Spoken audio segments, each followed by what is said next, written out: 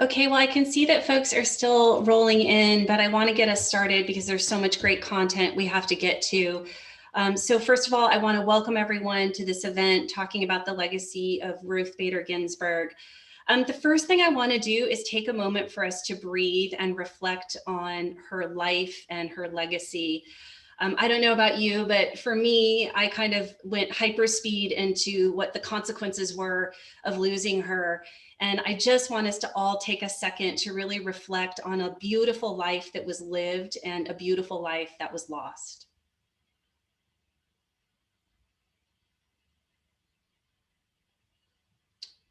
Second, I want to thank my fabulous colleagues who literally on a moment's notice, like literally on a moment's notice, said they would do this. Professor Ahrens and Garden and Siegel, it's just awesome working with you. I also want to thank the amazing people who make all this stuff happen without you ever really seeing them as much. Folks like Trisha Caparis and Claudine Benmar and Stephanie Tortorelli. I mean, the folks that work in the background to bring this kind of content to you, they're just amazing to work with and such good colleagues. So I'm so grateful that we get to work with them and that they do such great work to put our community and our students first. So today we're going to spend some time reflecting on the importance of Justice Ginsburg, and we're going to look at some of her opinions as a way to kind of get access to her legacy. We're going to go in alpha order. I would encourage all of you to keep your mute buttons on while we're speaking, but please put your videos on if you want to see each other. That's fine. I'm loving seeing some faces that I haven't seen in a while and some faces that I just saw a mere 20 minutes ago. And what we're going to do is then open it up for questions afterwards. So please go into the participant line and raise your hand, and we will take as many questions and comments as possible as we process this as a community, this great loss again of Justice Ginsburg. So Professor Ahrens, I'm going to hand it off to you. And again, thank you, everyone. Okay, so give me 1 second here so I can get my very tiny PowerPoint presentation going. But what I want to do today actually is introduce you to 3 teenage girls. So this is a picture I think some of you may have seen in the press over the weekend. This is a teenage Ruth Bader Ginsburg, I guess Ruth Bader at the time, doing what a teenage Ruth Bader Ginsburg would do, of course, which is she's giving a speech at her summer camp as the camp rabbi. But there were 2 other teenage girls I wanted to introduce you to, one of whom is Lindsay Earls. This is a picture of her at the time that the Supreme Court was hearing her case. So she was at this point 19 years old and a freshman in college. But as many of you have learned in law school, it takes a while for a case to wend its way up to the federal Supreme Court. So this is actually, she's on the left, a picture of her at the time that my office at the ACLU took her case. So this is her in high school. The other teenage girl I wanted to introduce you to is Savannah Redding. So again, this is her at the time that the Supreme Court was hearing her case, fortuitously a picture actually from the Supreme Court. But again, it takes a while for cases to wend their way up there.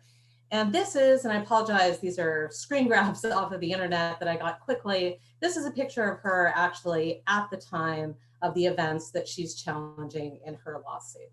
So the reason I wanted to introduce you to these 3 teenage girls is these are all very brave people, right? We, I think, have reflected over the last few days as a community on the legacy of Justice Ginsburg, and we'll talk about her and I'll mention some of her opinions. But these are also 2 other very brave teenage girls who decided at a time in their lives when they were very vulnerable to go ahead and challenge things that they saw their schools doing that they thought were wrong with the support of their families.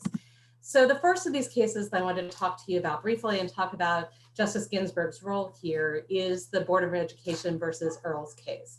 So Lindsay Earl was a member of her high school show choir. So for those of you who are fans of Glee, that's Lindsay Earls in high school. And as part of her participation in that activity, her high school wanted to drug test her and all other students participating in extracurricular activities. So she brought a civil rights lawsuit challenging that, saying it was an unreasonable search under the 4th Amendment. And eventually the federal Supreme Court agreed to hear her case. And unfortunately, the legacy that I have to share for you about Justice Ginsburg is that she ended up authoring the dissent in this case. So the majority decided that it was a reasonable search, had decided a few years ago that it would be reasonable to drug test student athletes who were leaders in their community at a high school that had a rampaging drug problem. Here we had a high school that didn't have such a widespread drug problem, and the people who were being tested were participating in things like Model UN and show choir, and the majority of the justices said, you know what, this seems to us pretty much like drug testing athletes. But here's what Justice Ginsburg says in dissent, and I'll tell you what Lindsay said about this in just a moment. But she said, you know what, I'm listening to what Lindsay had to say about her experience, and I'm reflecting on my own experience in extracurricular activities in high school. Extracurricular activities in high school, it's a key component of student life. It's not like athletics where it might be somewhat optional. If you want to attend college, if you want to be a significant member of your community, this is something you simply have to participate in. And also, if I'm thinking about what it was like to be a high school student, being asked to go into a stall and urinate in front of one of your teachers, or if you're a boy student, actually urinate literally in front of your teachers without the benefit of a stall, that's really intrusive. And when I think about what it was like to be a teenager, that is much more than I would have expected. She also reflected the extent to which there would be a privacy invasion just by gathering the kind of information you need from students to make sure that when you drug test them, you're not just picking up prescription medication that they might be on. The majority said, we're entitled to just assume that, of course, that information is going to be kept private. But she says, I listened to Lindsay Earls and I listened to her attorney. And it turns out her choir teacher is leaving that information out there in the choir room where anyone can access it. So years later, I've kept in touch with Lindsay over the years. Years later, Lindsay is reflecting on Justice Ginsburg's legacy. And what she had to say about the entire experience is, you know what, losing at the Supreme Court, one of the worst experiences I've ever had, obviously. But Justice Ginsburg heard me. She listened to me. She understood me. She really received my story. And that's something that I can take out of this. I was heard. The other case that I want to talk to you about briefly is Safford United School District versus Reading. And this is a case of a middle school girl who had somebody else at her middle school who was in trouble for something and started trying to cough up information. Apparently that's something that happens even at the middle school level. And one of the things that that student said is, Savannah Reading is carrying prescription ibuprofen today, and she plans to take it in the lunchroom at noon. So as a result of that, school administrators called in Savannah Reading, strip searched her, didn't find anything. And so Savannah Reading and her family bring a civil rights lawsuit again, saying this is an unreasonable search and seizure under the Fourth Amendment. In this case, actually 8 justices of the Supreme Court, including Justice Ginsburg, agree you don't need to go strip searching a student who might be carrying prescription ibuprofen on their person on one other student's word. That seems to us entirely unreasonable. Justice Ginsburg did write a partial concurrence, partial dissent saying, or joined Justice Souter's partial concurrence, partial dissent saying, and I think that before we ever took this case, school administrators would have known that. So for those of you who may have followed the debates about qualified immunity over the summer, it's not enough if you want to succeed in civil rights litigation to establish that there's a constitutional violation. 8 justices said clearly a constitutional violation, but you also have to establish that it was clearly established prior to your lawsuit that that was what the Constitution required or prohibited. And so a minority of justices on the court said that was clearly established. Justice Ginsburg and Justice Souter say, we thought it was pretty clear from our prior cases that you can't strip search middle school students under these circumstances. But the real legacy of her participation in that case is actually from oral arguments, so not something that you get in the opinion itself. At oral argument, the justices were discussing this strip search. And I won't name names, at least in this large public forum, but some of her male colleagues were in there at oral argument discussing with a great deal of joviality the strip search itself and talking about how the administrators would have been shaking around the girl's underwear and her bra. And at some point during oral argument, Justice Ginsburg basically shut things down and said, you know, this is a really humiliating experience for a teenage girl. She's thinking about what that would be like and thinking about how intrusive and invasive it would be. And the entire tone of oral argument changed from that point forward. It really matters who you have on the court and what their personal experiences are. So I guess when Professors Coleman and Garden asked me to do this event, I don't know that I thought, okay, so what I'm going to reflect on is Justice Ginsburg's legacy of really getting teenage girls. But I think that that's what I take here, that Justice Ginsburg, having been a teenage girl, really understood what that was like, and that that actually shaped the opinion she had and the questions that she asked and the things that she said while she was on the court. So that's it from me, Professor Coleman.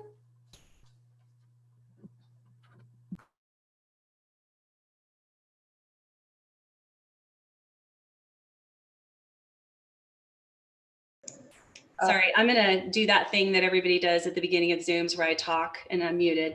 I'm going to present about Walmart v. Dukes. This will be far less interesting, both with respect to the PowerPoint itself and the content, because it's impossible to follow Professor Ahrens.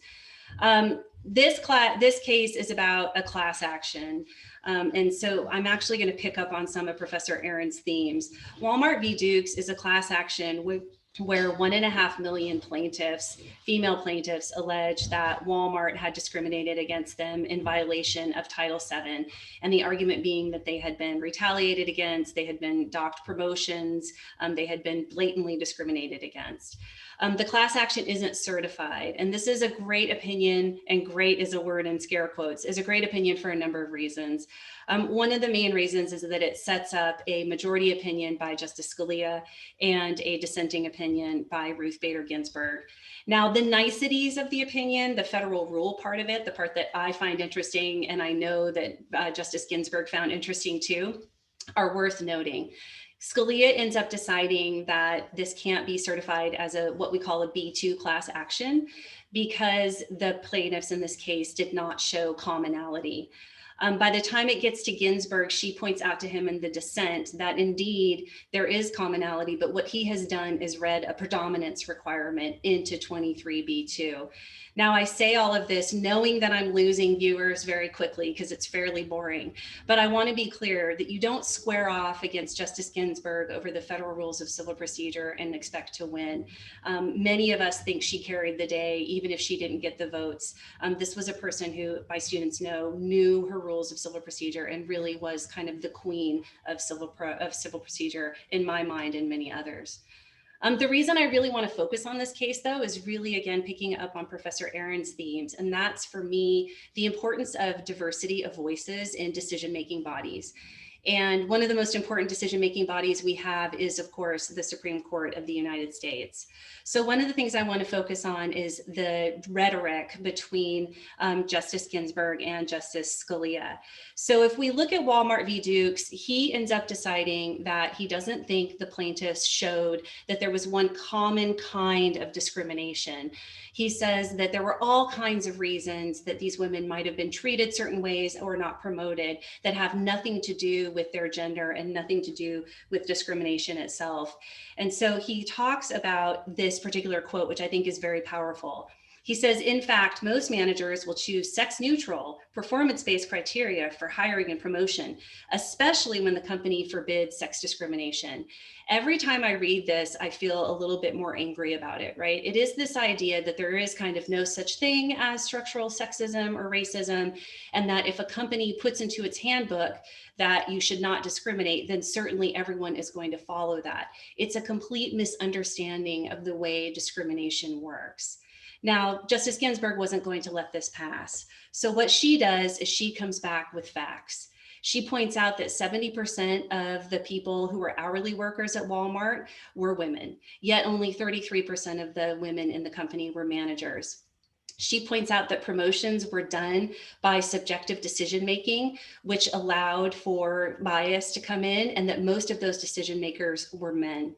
She talks about when they're setting wages, there's a band of wages that they could set, but there was nothing to guide that decision-making, again, allowing for unconscious bias to kind of come into play. And then finally, she talks about all the social science that was cited in the opinion that showed that Walmart was indeed a place where there was a corporate culture that tended to have very antiquated views of women and their place in the workplace. But then she goes to this part of her opinion where she talks about exactly what she saw. She says the practice of delegating to supervisors large discretion to make these decisions, uncontrolled by formal standards, has long been known to have the potential to produce disparate effects. Managers, like all humankind, may be prey to biases to which they are unaware. The risk of discrimination is heightened when those managers are predominantly of one sex and are steeped in a corporate culture that perpetuates gender stereotypes. This is so powerful. And when I read this, what I see is a woman who was one of the few women to get into Harvard Law School. And on her first day or her first meetings with the dean asked her why she should be there instead of a man. I see a woman who graduated at the top of her class and had all of the best recommendations, but couldn't get an interview to be a Supreme Court clerk with Justice Frankfurter because he wouldn't meet with her because she was a woman. A woman who graduated her top of her class from Columbia Law School, yet couldn't get a job in any New York law firm. A woman who was pregnant while she was working at a Social Security office and was demoted because of that pregnancy. And finally, a woman who realized when she was a professor at Rutgers that she was being paid grossly disproportionately to her male colleagues and fought for that change. Again, it's this idea that she brought her experience in life to bear on these opinions. Absolutely, she was whip smart. Absolutely, she was so strategic. But I think one of the legacies of Ruth Bader Ginsburg that I really take to is that she shows the importance of having a diversity of voices on these decision-making bodies. And I'm so glad that her voice was on this court for such a long period of time. Thank you. Professor Garden. Great. Let me stop sharing. All right. Okay. So if you're in the audience, you've probably been in law school for at least a few weeks. And that means you probably had the experience of reading an opinion, be it a majority or a dissent, that you think is wrong. And not just wrong in the sense that you see a mistake in the application of the controlling law, but wrong in the sense that you think the author has failed to understand a fundamental truth about the world and has proceeded from what strikes you to be an alternate reality. So I read about labor law and worker power, and so that experience is a fairly routine part of my day-to-day work.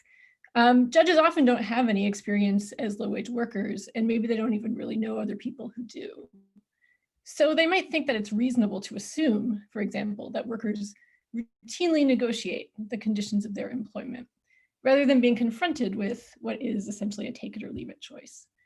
Take what's on offer and incidentally pay your rent, or leave it. One of the terms that workers are often told to take or leave is that they will promise to resolve employment disputes in individual arbitration.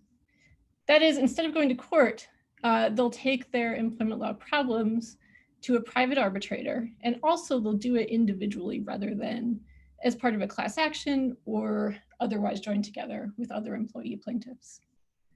So courts enforce these individual arbitration agreements under a 1925 statute called the Federal Arbitration Act.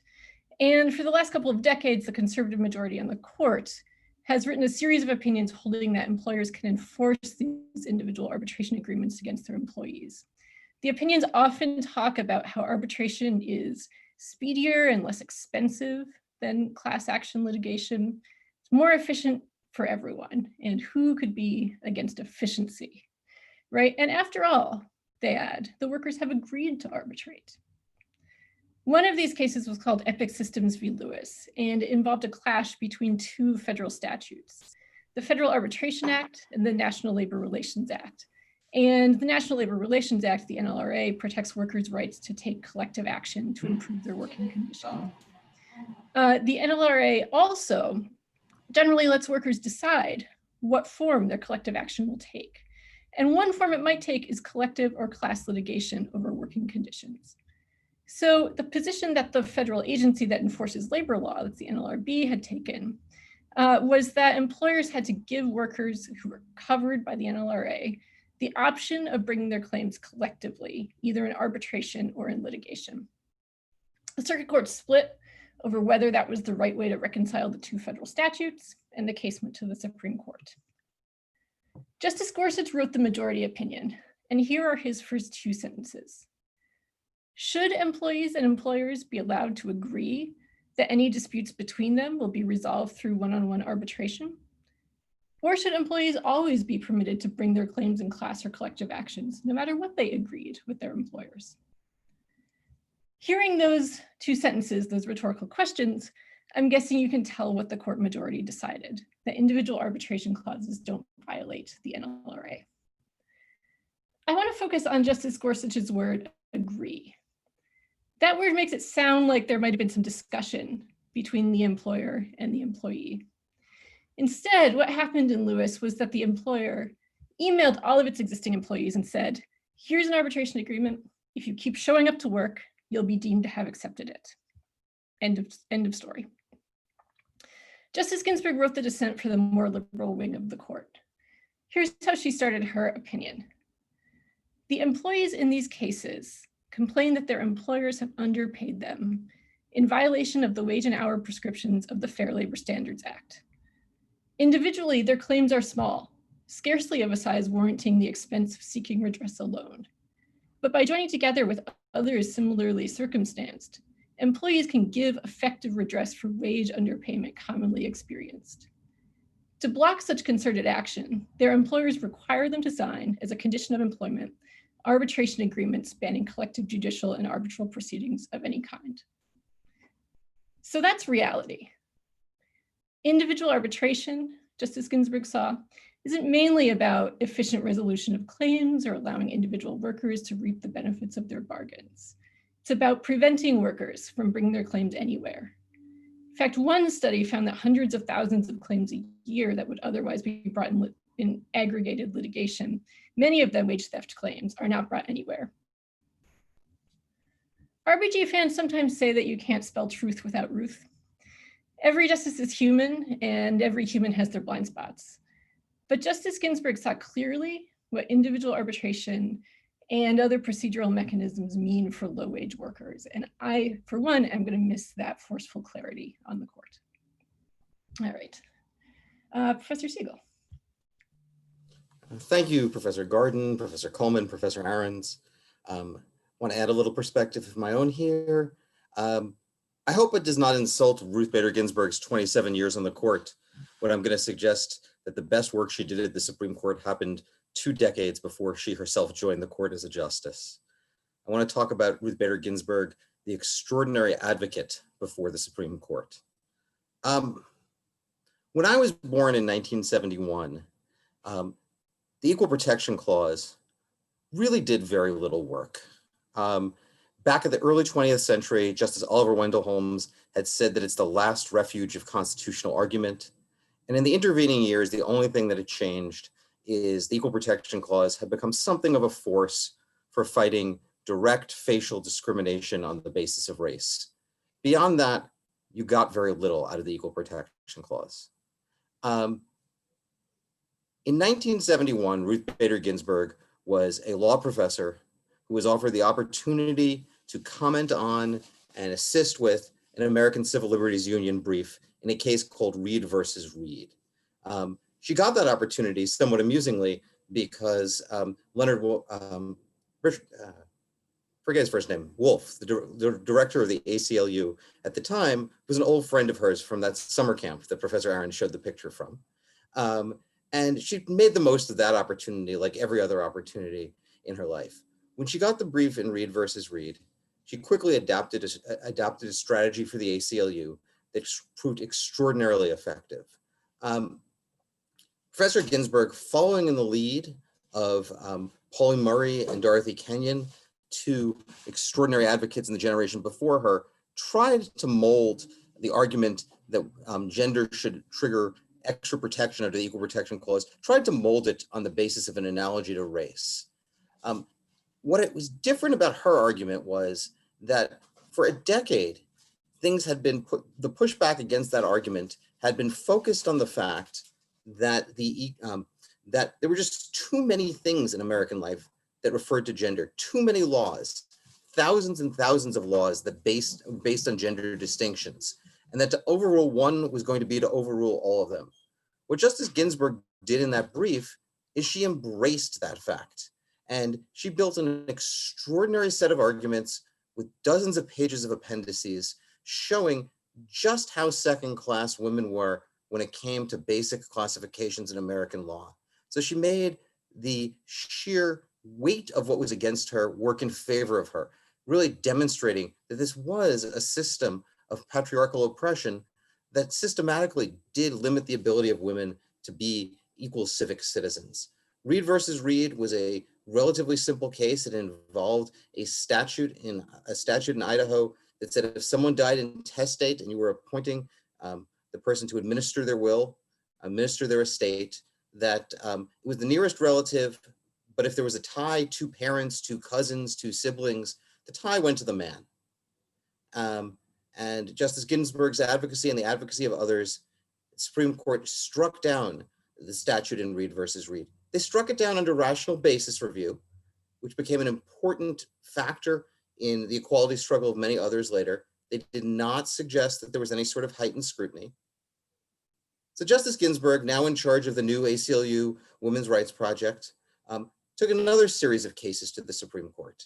And a couple of years later in Frontiero versus Richardson, she, this time arguing the case herself, made a powerful case, again for strict scrutiny, that gender discrimination was equivalent to race discrimination and should trigger this kind of hard look by the courts. Again, she won the case. Again, she fell short of her advocacy goal. Before the court, Justice Ginsburg famously said in her brief and then again in oral argument, words that are forever attributed to Justice Brennan's plurality opinion in the case, that the gender line puts women not on a pedestal, but in a cage. On the basis of that and arguments about the patriarchy and romantic paternalism, Justice Ginsburg drafted a scholarly argument that 4 justices picked up for strict scrutiny. Alas, 4 other justices who voted for the result in that case decided that it would be better if heightened scrutiny for gender came via the democratic process and the amendment process, and were supremely confident that the Equal Rights Amendment, which was at that point flying through the states, would soon bring the change that they wanted. We know how that story ends. But there are more chapters. A couple of years later, in Craig versus Boren, with the Equal Rights Amendment now floundering, Justice Ginsburg was not the lead counsel because the local counsel from Oklahoma insisted on keeping the case. But she crafted the strategy. She sat next to him at the table. She wrote the ACLU's extraordinary amicus brief in that case. And they shaped a strategy whereby, though they want strict scrutiny, any form of heightened scrutiny would do. And through her litigation efforts and the litigation efforts of her allies, they managed to convince the court to craft, not to adopt, but to create intermediate scrutiny, some form of heightened protection for gender. So she didn't get exactly what she wanted, but she knew just what to ask the court. The story has another happy chapter, because in 1996, a couple of years into her time in service on the bench, Justice Ginsburg got the court's majority opinion, assigned by Chief Justice Rehnquist for a shockingly 7-1 court in the VMI case, the Virginia versus United States, the case involving the Virginia Military Institute. For those of you who don't know, the Virginia Military Institute was at the time one of 2 state colleges in this country that followed a military model, though they did not lead to a career in the military, both VMI and the Citadel. And both of those schools were male only. Women challenged admission. There was a long litigation. The Citadel ultimately admitted women. VMI fought to the Supreme Court. And in Justice Ginsburg's opinion, laying out all of the reasons why this kind of gender classification, this kind of gender-based lack of opportunity, this kind of limiting women from access to all that the school offered, its alumni connections and such, why all that was unconstitutional, Justice Ginsburg, with the majority opinion, nominally applied the intermediate scrutiny test that she had got the court to adopt 20 years earlier in Craig versus Boren, but never really applied the wishy-washy words of that test. Instead held the state's feet to the fire for a somewhat higher standard, one that she borrowed from Justice O'Connor's strong opinion in an earlier case, where she said, gender classifications, when it comes to things like educational opportunity, can only survive if the state provides an exceedingly persuasive justification. To some extent, that standard hasn't stuck in later cases, but it is the high watermark. It's still quoted repeatedly. 4 steps, 4 cases, 3 which she was an advocate, 1 which she was a justice, with academic precision, with strategic judgment, and with deep moral advocacy. Ruth Bader Ginsburg really reinvigorated the Equal Protection Clause, primarily for gender, but really for so many other groups who have used it, used analogies, used the precedent she set to seek redress and to hold the government to account in the decades since. So that's how I want to remember Justice Ginsburg.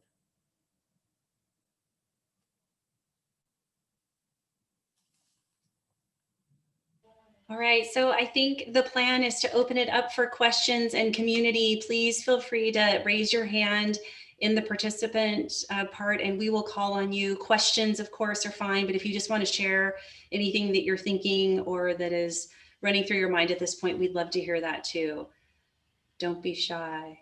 We didn't prepare anything else, so you gotta ask questions.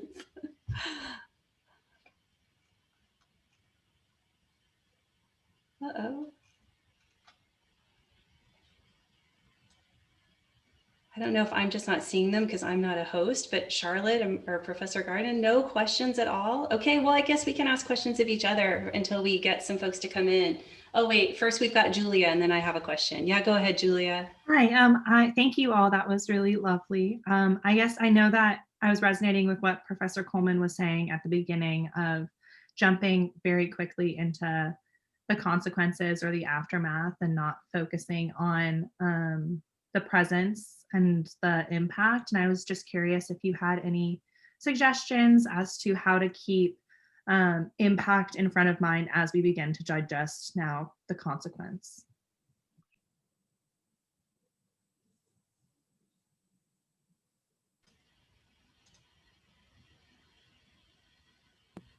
Yes, this is where we all kind of stare at each other blankly. I mean, obviously, I think that the best way always to honor someone's legacy is to read what they had to say, right? I mean, we all hope and really dearly hope that when we write things down, someone's going to read them and that someone's going to remember them.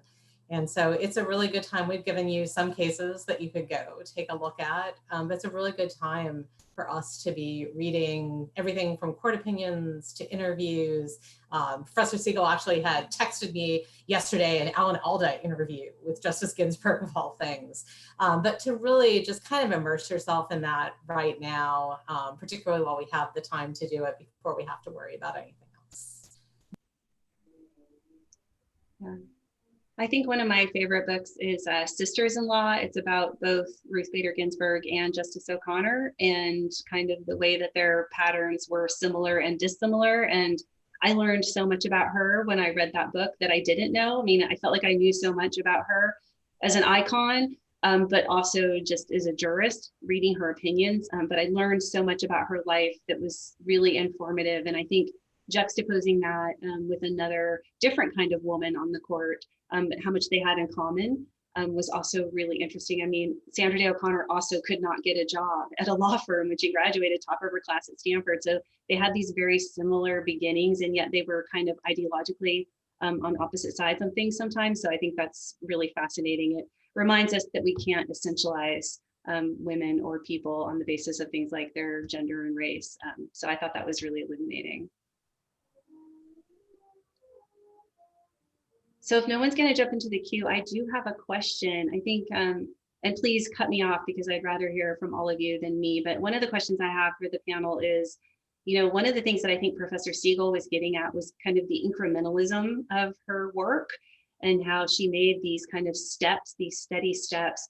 And we are in this moment of so much tumult. And I wonder if you have any reflections on that, how her approach kind of contrasted with some of the kind of push for change that we have right now, or maybe how we can read those two things as being kind of in sync or synergistic in some way.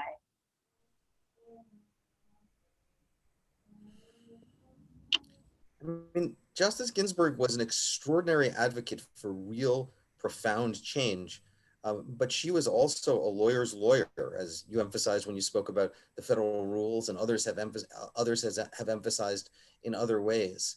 I mean, she was no naive. She believed that bad things could happen. She saw them all the time in her life and in her family, and others experiencing the Holocaust and such. But she believed in the system. She believed in the ability of lawyers and judges to work through problems.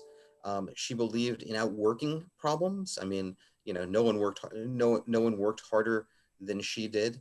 And I think that there is a lot of value to that perspective. I think that we are made deeply cynical by things we see going on in the courts these days, and by things going on in politics related to the courts.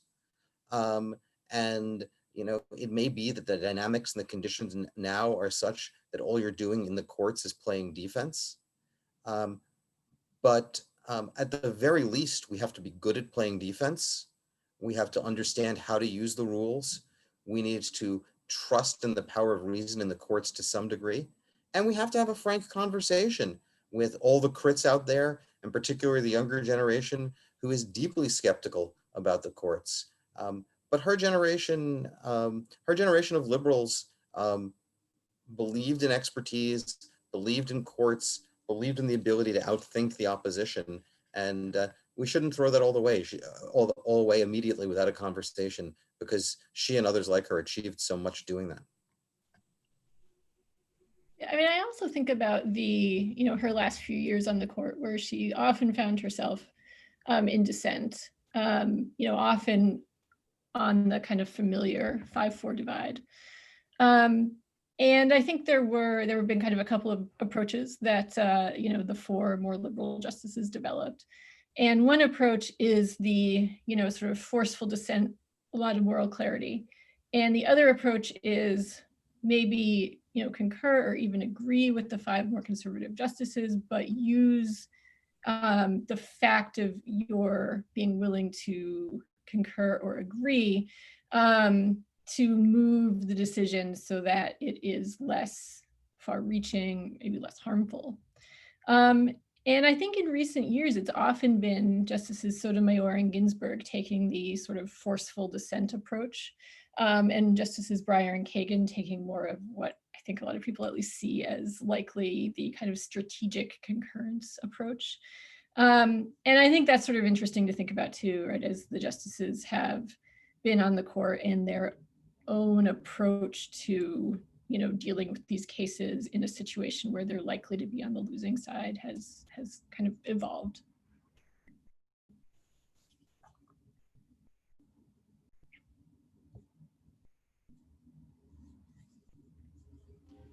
I can see, is Professor Ahrens trying to unmute?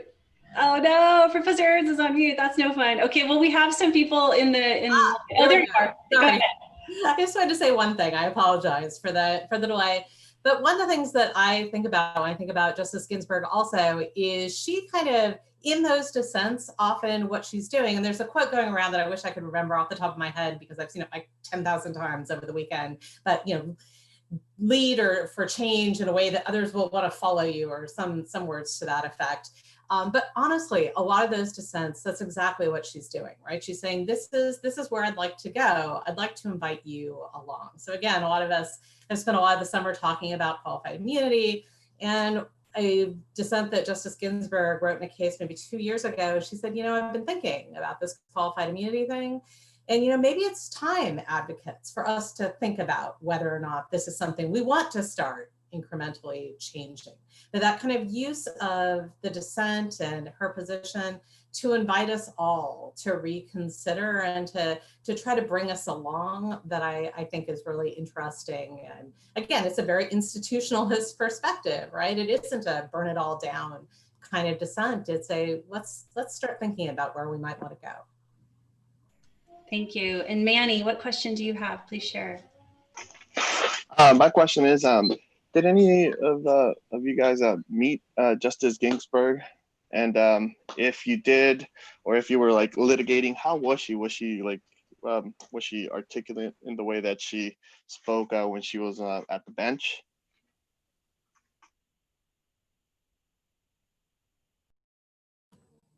I had the pleasure of meeting Justice Ginsburg. I had the honor of clerking for Justice Stevens in 2000 and 2001, and she was on the court. And following the traditions we met with each of the justices individually, and she had the clerks in my chambers up for tea. She was going through a hard year that year, actually. I think it was one of her early cancer battles, and she had some other family things going on. So it was kind of later in the year, and she didn't have the energy for it that some other years reported. But it was still an extraordinary experience. Everything everybody reports is right. Marty Ginsburg, her husband, baked the baked goods for the event, and she spoke incredibly slowly, incredibly precisely. You always had to worry about speaking over her, which is what all of her clerks reported, because we weren't sure if she was done. But she spoke with great passion about everything in her life, about her relationships, about opera, about her colleagues, about justice. Posters outside of her wall were all quotations about justice, and they really seemed to motivate her. She was a genuinely shy person and could be awkward in conversation, as everyone reports, unless you got close. And I never had the privilege of getting close. I had that one long conversation and several other conversations that probably totaled 5 sentences. But just watching her work at the court that year, even in a year where she was a little bit sick and had to work harder, was just an extraordinary window into what a wonderful figure she was and what an inspiration she was for so many people. Jenny, do Professor Gardner Ahrens have anything to add on that one? No. I've only had the joy of meeting Justices Alito and Roberts, so I'll have to wait for my input on those. All right, so we have a question about what does the panel hope for in a new justice? And I think combined in that is this question of kind of what's next. We are focusing on her legacy, but I think that's weighing on a lot of folks about what might be next for either the court or systemically for, not to put it softly, but for our entire democracy. How's that for a loaded question?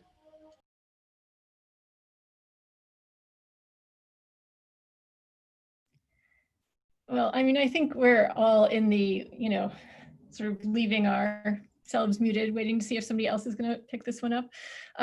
Because, of course, it's hard to say, right? I mean, it is true that if the current president appoints or makes an appointment and the Senate confirms, like, that will happen, right? There are things that Schumer as majority leader can do to kind of like slow the process down, but there's no sort of procedural maneuver that will force the Senate Republicans not to confirm a justice until after the election or after the inauguration. So, I think there are some conversations going on right now about whether, Democrats should increase the number of seats on the Supreme Court if there is another justice who's confirmed, and then the election results in a Senate majority held by the Democrats and a Democratic president. I think it's just impossible to say how all that will play out. But, people probably saw that, these sort of outpouring of grief and anger after Justice Ginsburg died, I think the level of, interest is the wrong word, but I just said grief and anger. So is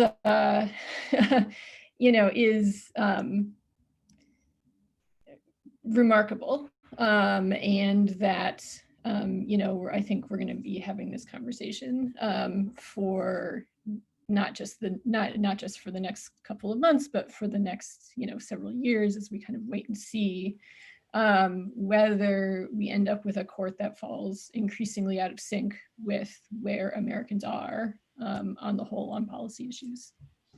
So there's a follow-up question about court packing. So if anybody has like the pros and cons of court packing, 5 stars, 2 stars on court packing, yes or no, that's something that I think is weighing on a lot of people's minds and how that might change things. So I'm going to add that to answering the prior question, I think. In regard to the last question, I agree with everything that Professor Garden said, and everything that other people are thinking here, in that there is going to be a moment of reckoning with the fact that the Supreme Court draws a lot of its legitimacy from the fact that it is democratically answerable. It's supposed to be counter-majoritarian, but the kinds of questions we give it only because ultimately, in a refracted way, the people are picked by popularly elected presidents, confirmed by popularly elected senators, and answerable to the electorate in that same way. And the Supreme Court is not unique. It's like the other institutions of American government right now, in that there is a disconnect. It's broken. The people are voting one way and getting something else.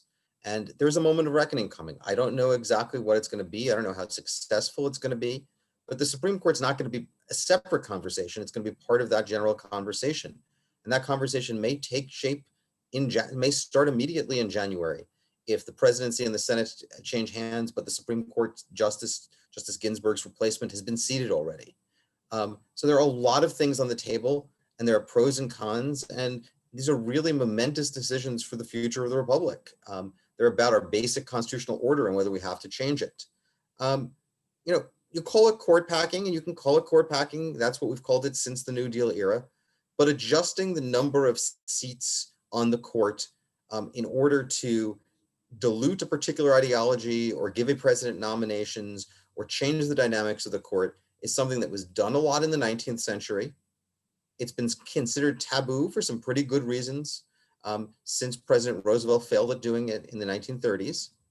But it's one of many tools that the Constitution gives Congress and gives the popular branches to fight back against the courts. There are others: jurisdiction stripping, setting the terms of the court, some things regarding salaries and revenue, and you give money for law clerks or not. Those have been considered out of bounds for a long time. They're back on the table.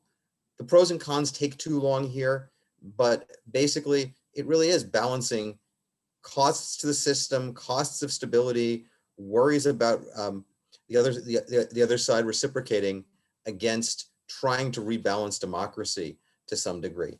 With regards to the next justice, I did want to respond to a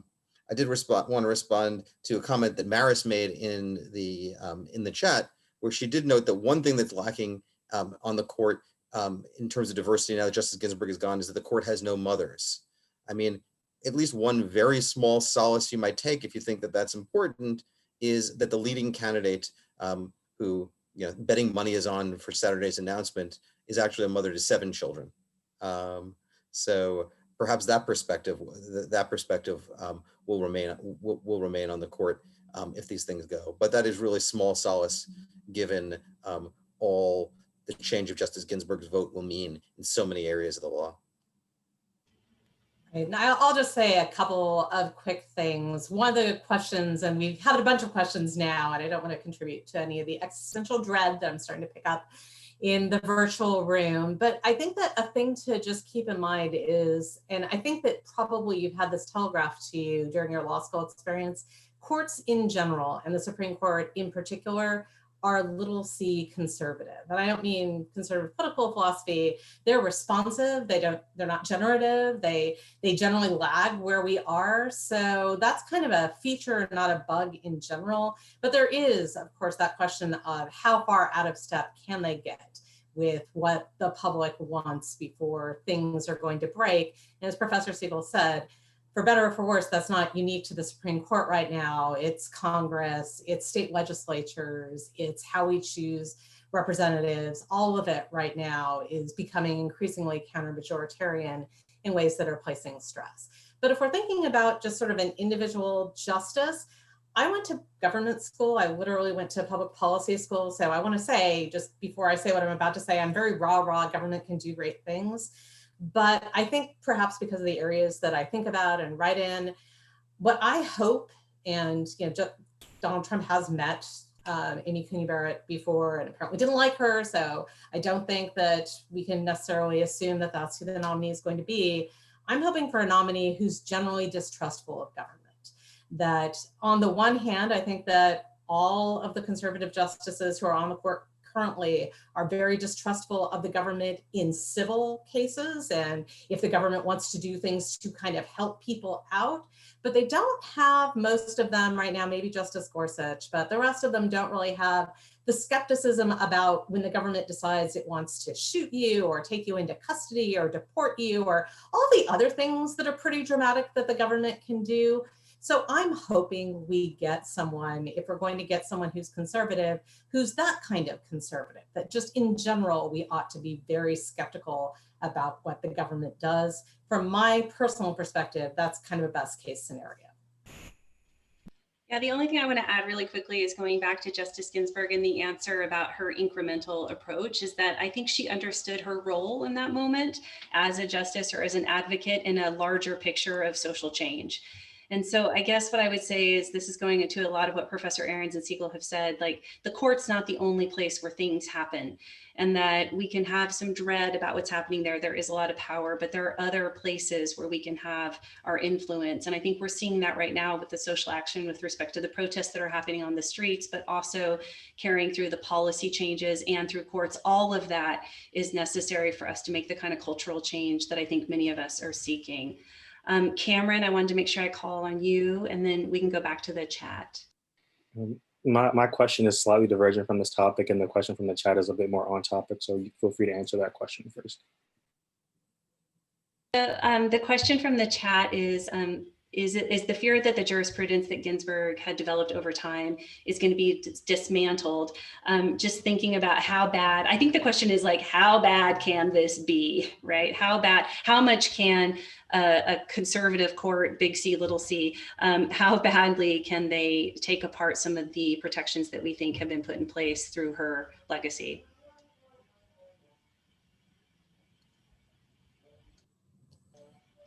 It's a question of priorities. I mean, in terms of raw power, they can do a lot.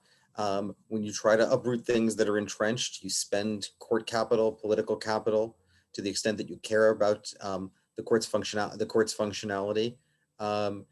It's clear that there are justices that probably will number 5 soon who are willing to spend that capital in the area of reproductive rights and abortion. And that is obviously very scary because that has been resisted for, despite Republican majorities, for a generation now. There are other areas related to religion, related to business, related to administrative law, where they don't have to spend as much capital and where they're almost certainly going to overrule precedents. The question in the chat referred specifically to gender equal protection, and that has not been a subject of much attention. That seems pretty well entrenched. It's hard for me to imagine that the intermediate scrutiny standard is going to be overruled, but there's a lot of room under that standard to come out more or less protective in particular cases. And I would imagine that there'll be a tightening in the way that standard is applied, if not an outright overruling. Right, and don't forget that the other thing that the court does is it doesn't directly necessarily overrule precedent. I think that I agree that the court has to spend not so much capital like something's going to happen to these individual justices, but if you're starting to already, before we install anyone else, have a conversation about court packing, you have institutionalists like Justice Roberts on the court who start getting very concerned about the idea that we're going to mess with long established institutions. But here's the thing that the court absolutely can do without touching precedent at all, which is just not take cases. When there's a case where a lower court clearly misapplies a precedent or applies it in a way that clearly undermines what the Supreme Court was attempting to do a generation ago, they just won't take it. And that's, I think, how you're going to see the law change if it changes. So I'm going to have to go teach my class, but I want to leave us with a question. And sorry, Professor Gardner, to cut you off, but I want to leave you with a question that I think is going to encapsulate a bunch of them that I'm seeing, which is, what strategies do we do as members of the legal community to kind of take forward the kind of equity she envisioned? And there's a version of this about even at SU, there's many people who don't know who Ruth Bader Ginsburg was, who are in the lay community. How do we make sure her legacy is out there and that we're walking that walk, especially as a social justice institution? And with that, I'm off to teach civil procedure, and thanks to you all. I'll leave it to my colleagues to close it out. Thank you.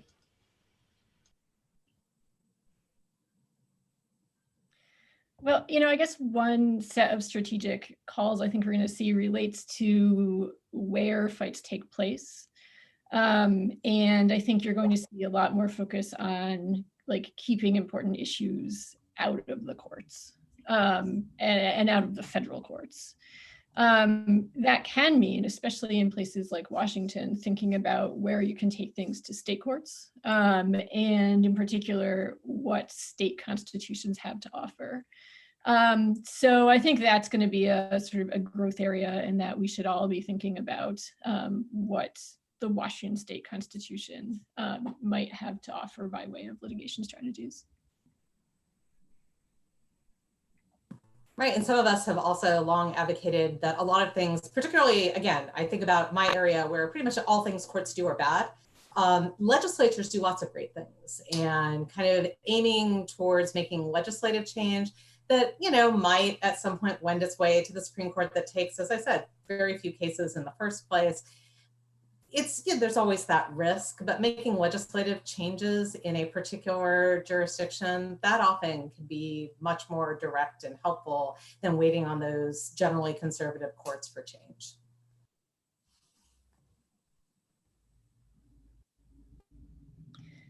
And why don't we close things out after maybe one more quick question, which concerns how Justice Roberts is likely to react to that. In the chat, Lindsay had asked, how much will Roberts be concerned with his legacy as Chief Justice regarding this potential appointment? Does anyone think this will influence his votes going forward? I mean, Chief Justice Roberts cares a lot, but he also cares a lot about some of these and shares some of these conservative policy goals. He's also no longer going to be the swing voter in most areas of the law, and I think that he will work hard to legitimize whatever is done, to make it sound like it resounds in law, perhaps to take things a little bit slower, perhaps not to directly overrule things, but to gut them instead, because he cares about the institutional legitimacy. But I don't think he has either the power or the will, or I said, the power or the ability, or the power or the will, that's what I meant, to do much to get in the way if there is another solid conservative vote added to the court. So, I mean, I think he'll be the great legitimizer of the changes going forward. Can I just say, last thing I want to say is, Professor Coleman mentioned in the chat, for those of you who aren't looking, and I should have mentioned live, that Pauli Murray and Dorothy Kenyon, who did the wonderful work preceding Justice Ginsburg, Justice Ginsburg honored them in an extraordinarily unique way in 1971 in the Reed versus Reed brief, where they didn't work on the case at all. They were not involved with the team at all, but she insisted on listing them not as sources, but as co-authors of that brief. Because she had extraordinary grace and the ability to share credit, which is a testament to the best attorneys and the most secure people. So I wanted to mention that fact.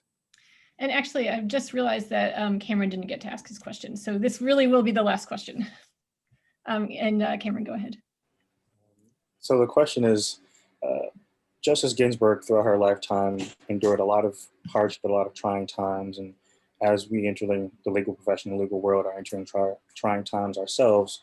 And Justice Ginsburg displayed a unique vision, but also ability to be present and understand that there was work to be done in the present. So my question is, how do you all suggest that we, going forward, display that balance of both understanding that there is a path through this and out from this, but also that there is work to be done in the present?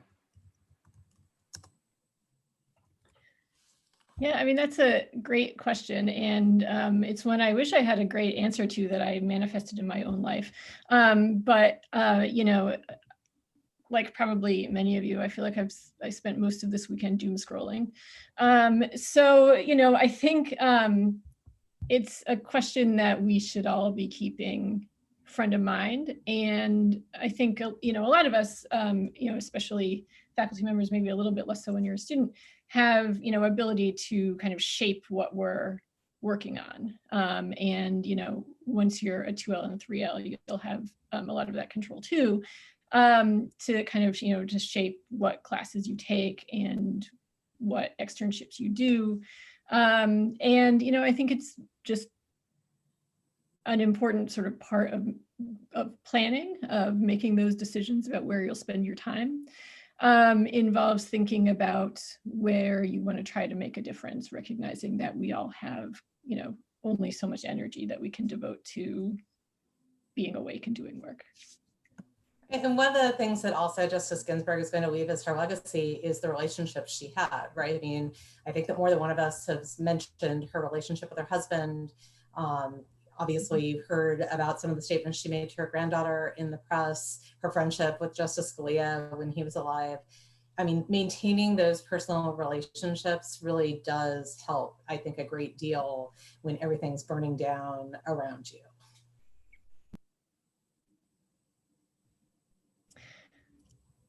That's, by the way, as close as I'll ever get to inspirational. Well, it seems like that is a good note to end on then. Thank you all for coming. I know we're all here if you want to you know, reach out, you realize you have other questions. And thank you all so much for being here, and have a great rest of your afternoon.